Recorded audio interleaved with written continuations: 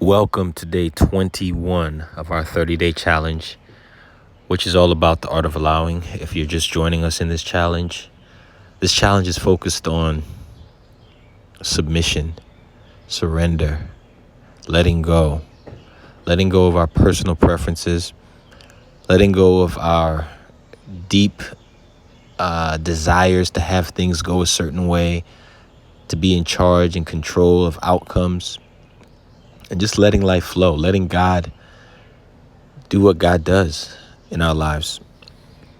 And today, day 21, is about rest.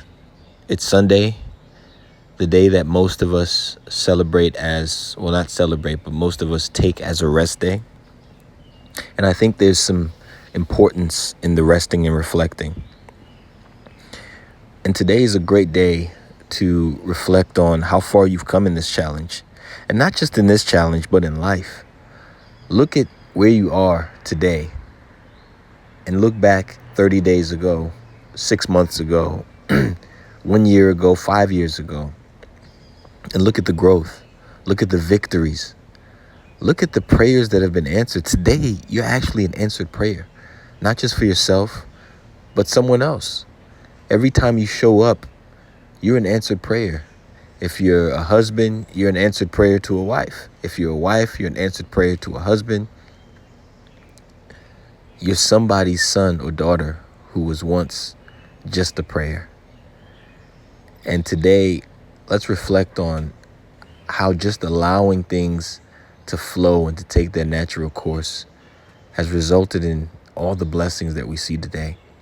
How some of the things that you didn't want, that may have been painful, that may have been uncomfortable at the time, brought you here today. And then we can also look at the future and look at it with a level of joyous expectation, knowing that the same God that guided us through the past has so much more in store for us. Sometimes it's not just about looking at the gaps of where we want to be or where we're not, but also acknowledging where we've come from.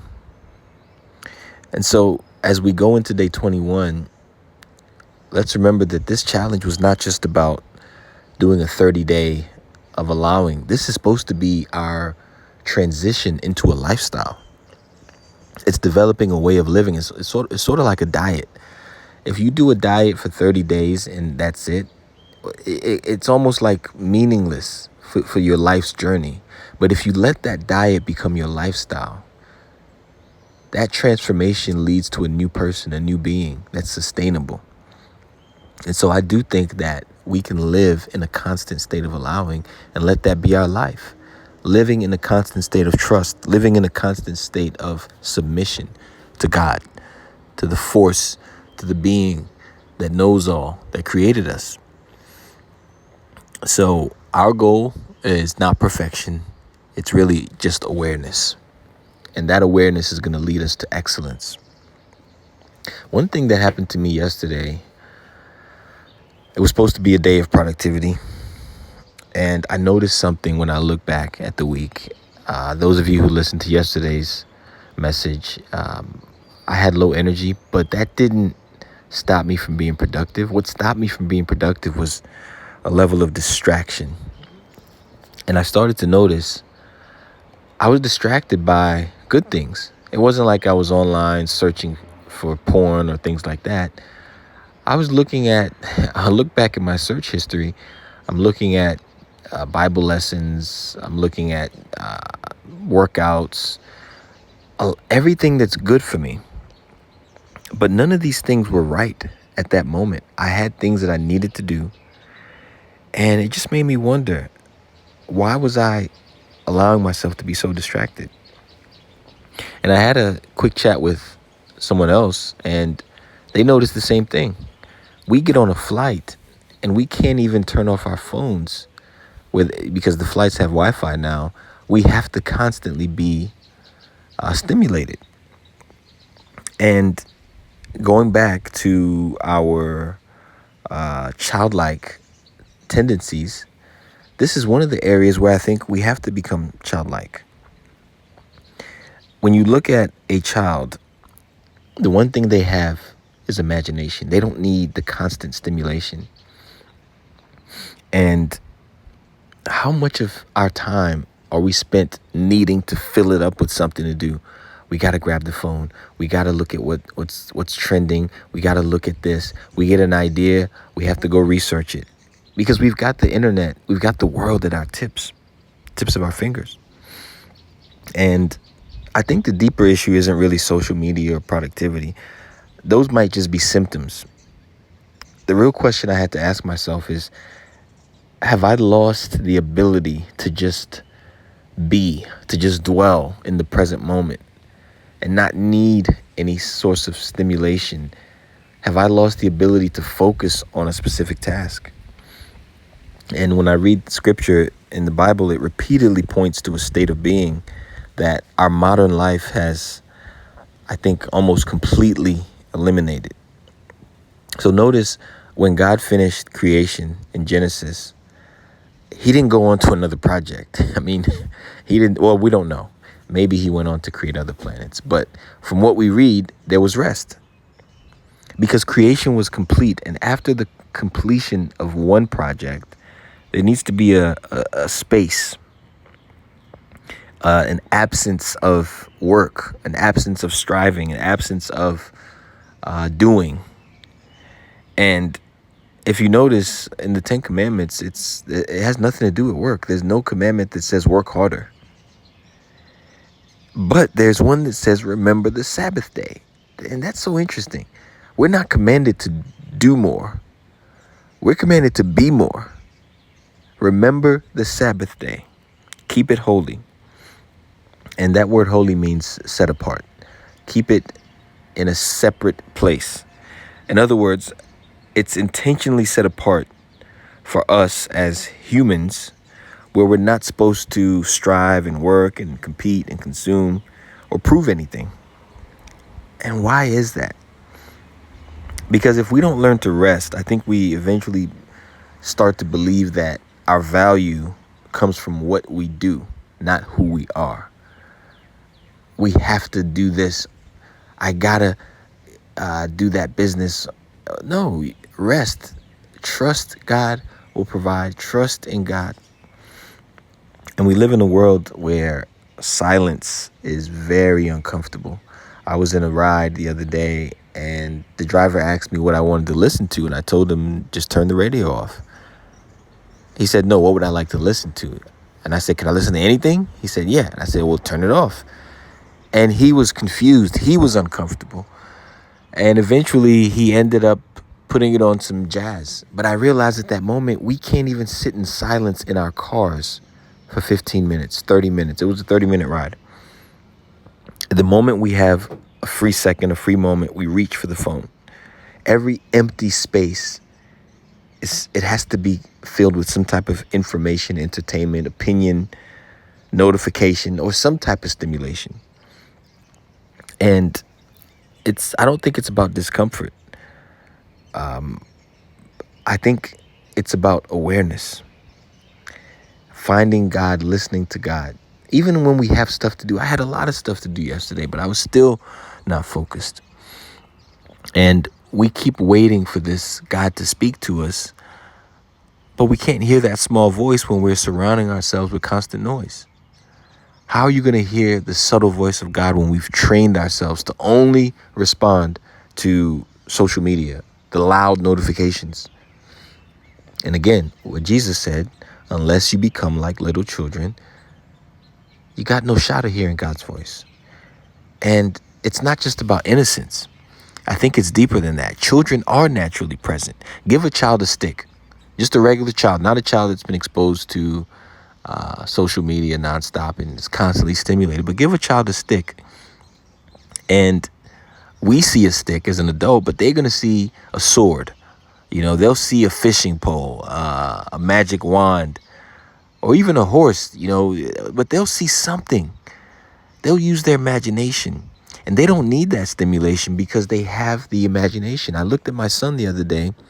We went somewhere, And I don't give him any stimulation when I'm in the car. And it was me, my wife, and him. And my wife and I had a conversation, and we realized, hey, Kaiso's in the back, and we haven't even heard from him. And for me, that was normal. But we look back, and he's just silent,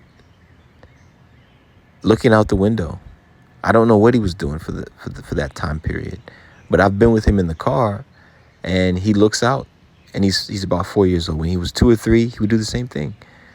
And if you give him a phone, he's going to engage in the phone. But if you don't stimulate him and allow his natural imagination just to be, he thinks about things. He looks at the world. He appreciates the world. He identifies cars, different colors of cars. And we've replaced that imagination with consumption. We've become just watchers as opposed to creators, spectators in other people's world. We keep track of everybody else's stats except our own. We know the latest trends. We know how many points this person scored, but we're not keeping track of our own family score.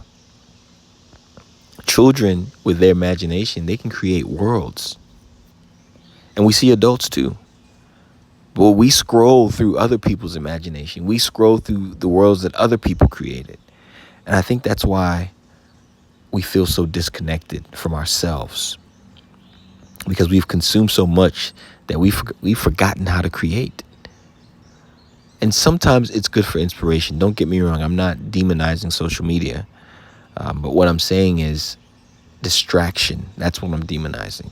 And distraction is, what I define as distraction is something that takes you away from doing the right thing at that moment.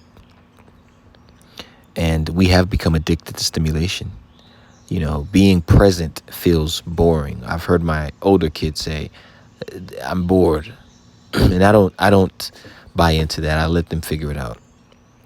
But boredom, I think, is one of the last gateways back to ourselves. Again, you look at scripture. Think about David. Before he became king, way before he became king, before he beat Goliath, he was a sheep herder. What do you think those guys are doing?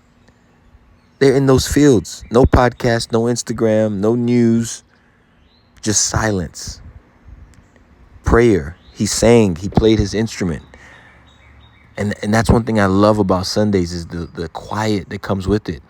It's one thing I love about going back to the village, going back to quiet places, the desert. Me and my wife went to the Grand Canyon a while back, and it was just silence. And so distraction is what prevents us from doing what we're supposed to do, from listening to that voice of God. And I think a lot of us are feeling spiritually empty because we're missing information. We think that's the reason, but I think it's the opposite. I think we're drowning in information. I think we're drowning in a deluge of just social media content after content, noise after noise.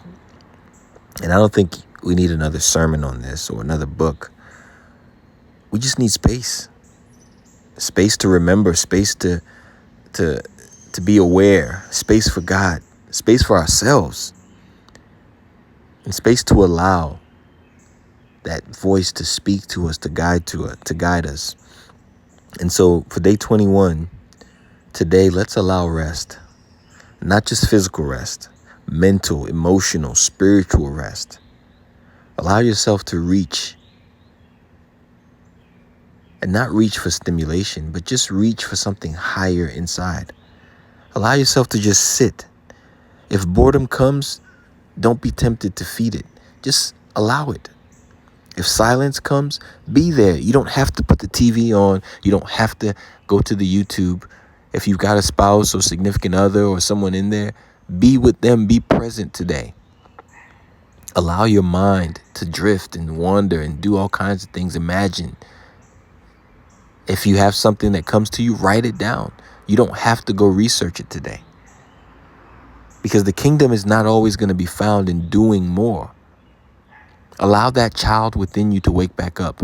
The imagination, the being. But sometimes the kingdom is going to be found in becoming still enough to notice the thing that God has been trying to show you all along. So today, let's reflect, let's rest, and let's recharge for the week.